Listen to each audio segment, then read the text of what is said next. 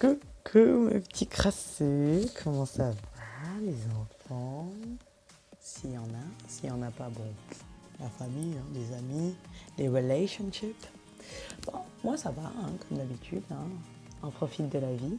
Je suis super contente de vous retrouver. Et aujourd'hui, on va parler de quoi? De vie sentimentale. Oui, plus exactement des choses qu'il va falloir arrêter de faire. Parce que clairement, il y a des choses, hein, dont on se passerait bien dans la vie. Parce que on se traîne des problèmes pour rien du tout. Donc là, aujourd'hui, c'est la vie sentimentale boiteuse. Le top de toutes ces choses boiteuses que l'on fait dans notre vie sentimentale et qu'on ne devrait plus supporter. C'est parti. Après, je pense que la plupart du temps, ce genre de schéma, enfin, les schémas dont je vais parler là, ça touche très souvent des personnes qui sont parfois mignonnes, mais qui n'ont pas conscience de leurs atouts. C'est-à-dire, elles vont considérer que la personne en face d'elles est beaucoup plus attractive qu'elles. Donc du coup, elles vont limite se remettre constamment en question pour pouvoir atteindre leur objectif. C'est-à-dire choper le steak ou le dessert ciblé. Première chose à arrêter. Arrêtez de courir après un steak caché. Les filles, sérieusement. S'il y a bien une chose qui est sûre, c'est que quand un mec est intéressé par quelqu'un, il le montre d'une façon ou d'une autre. Il ne va pas jouer le yo-yo genre « Ah oui, aujourd'hui c'est oui, demain c'est non, après c'est oui, après c'est non ». Non, il attend juste le bon dessert. Hein? Quand le bon dessert va passer, il va te larguer là comme une vieille chaussette sale au bord d'une autoroute. Donc cordialement les filles, arrêtez de courir après des steaks hachés qui ne servent à rien. Et je parle des desserts, mais c'est la même pour les petites viandes. Hein. Parce que les gars, hein, quand une fille est vraiment intéressée par toi, voilà, elle est intéressée, elle te fait un petit signe, elle va faire la chipie et tout, mais dès que tu vas arrêter de lui donner des petits messages, elle va commencer à transpirer, elle va t'envoyer un petit message en mode tu fais quoi? Tu vois ce que je veux dire? Si vraiment la nana elle n'est pas intéressée, elle va te le faire comprendre, ou elle va se balader avec un autre mec. Donc là, tu ne cours pas après, tu déposes le dossier et tu passes à autre chose. Tu vas te chercher une petite brunette, toute choupinette, dans un coin. Ok? Ok? Parce que bon, le temps c'est de l'argent et la vie est courte. Bon. Deuxième point, hein, statistiquement, hein, les personnes qui te connaissent depuis une semaine et qui veulent déjà aller tremper leurs biscuits là où il faut, on sait où ça mène. Hein. C'est pas une nécessité de stabilité. Si c'est ce que tu recherches, tant mieux, c'est très bien. Hein, vous êtes contents tous les deux, vous connaissez depuis 3 minutes, vous finissez déjà sur le matelas, c'est bien pour vous.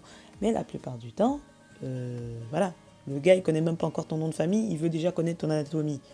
Dépose le dossier, mon enfant. Je suis désolé, l'enfant, il n'est pas là pour quelque chose de concret. Il s'en fout de ta personne, il s'en fout de ta personnalité.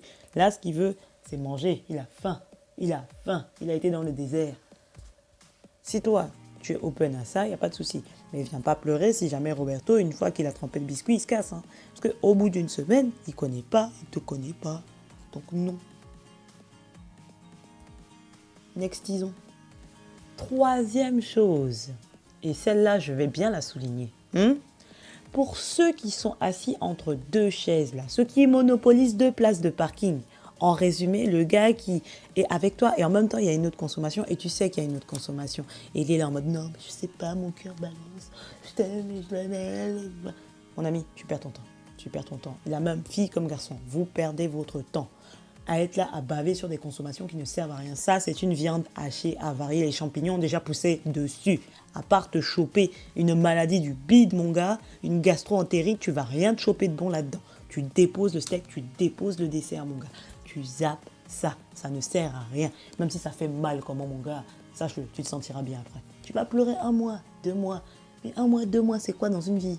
C'est quoi dans une vie? Zappe ça, c'est bon. Puis si ça se trouve, il y a même peut-être quelqu'un qui te mate à côté, là, qui attend que la place se libère, tout ça, tout ça. S'il voit que tu zappes tout ça, il va attaquer, quoi. On se comprend. Donc, ne laisse pas quelqu'un monopoliser la place de parking, parce qu'il y a d'autres voitures qui arrivent. Ensuite, il y a les petits parasites de la vie.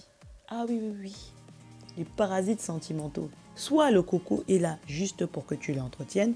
Donc, en gros, il est là, c'est ton gars, nanana, nanana, ou c'est ta go, nanana, nanana. Mais elle est juste là pour que tu lui payes sa dernière chaussure, Louis Vuitton ou le boutin, son sac à main, son machin et tout et tout. Elle s'agrippe là à ton bras tant qu'il y a des sous. Dès qu'il n'y a plus sous, il n'y a plus personne. Voilà, et il y a les filles comme ça, mais il y a aussi les garçons comme ça. Donc ça, c'est le genre de choses, quand tu t'en rends compte, ton subconscient te fait comprendre que peut-être que... dépose. Dépose le dossier. Parce que quand le subconscient t'envoie un message, ce n'est pas pour rien. Il faut faire confiance. Il faut faire confiance à son cerveau. Parce que ce genre de personnes, clairement, ils te prennent pour leur serpillère. Ils sont là pour s'essuyer les chaussures sur toi. Tant qu'il peut s'essuyer, il s'essuie. Et dès que toi, c'est fini, t'inquiète pas, il y aura autre chose. Transpire pas pour ce genre de choses. Ça va faire mal au début, une fois que tu as jeté le dossier. Mais après, tu te sentiras libéré. On va s'arrêter là. Après, il y a tonton mythomane. Tu vois très bien de qui je parle. Celui qui s'invente une vie. Qui s'invente une vie dans tout contexte. Qui ment même quand il n'y a pas besoin de mentir. Genre, t'es cramé, ça sert à rien de mentir. Le gars va te sortir une disquette abracadabrantesque, mon gars. Tarki, pourquoi? Le gars, il se croit dans Starsky et Hutch. Mais laisse tomber, ça sert à rien. Le gars, il est mythomane, il n'arrêtera jamais de mytho. Perds pas ton temps. Tu pourras rien construire de concret. Tant qu'il ne se fait pas suivre, tu ne pourras rien construire de concret. Surtout que la plupart du temps, pour qu'il reconnaisse même qu'il a un problème, tu peux te frotter, Martine. Et enfin, pour finir, tonton et tata piqueurs de thunes.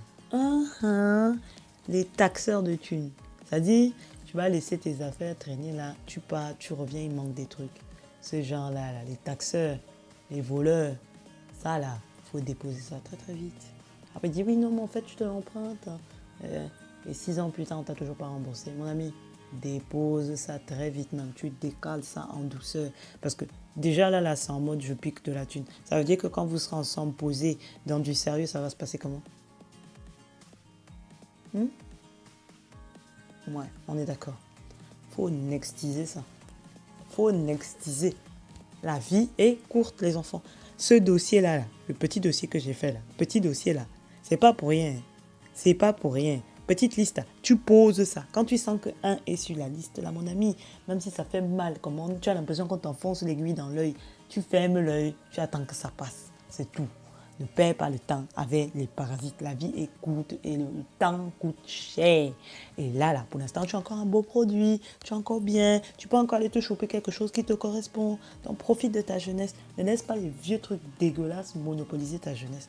Mon frère, écoute, tu zappes ça, tu m'extises. Bref, j'attends avec impatience, comme d'habitude, vos petits commentaires. Est-ce que vous avez connu des personnes de cette catégorie? Parce que moi, c'est mon cas. Tout cela là, il y en a eu au moins un de chaque. Donc, je compte sur vous pour me faire un petit listing de ce que vous avez traversé, ce que vous avez eu, ce que vous n'avez pas eu, comment vous vous en êtes débarrassé, si vous avez réussi à vous en débarrasser. Et si vous n'avez pas réussi à vous en débarrasser, n'hésitez pas à le dire en commentaire. Je suis sûr qu'il y en aura d'autres qui pourront même vous donner des petits conseils de technique version acide chlorhydrique pour vous débarrasser des petits virus dégueulasses. Bref, je fais des petits bisous sur le front. Et on est ensemble. Que la classe vous accompagne.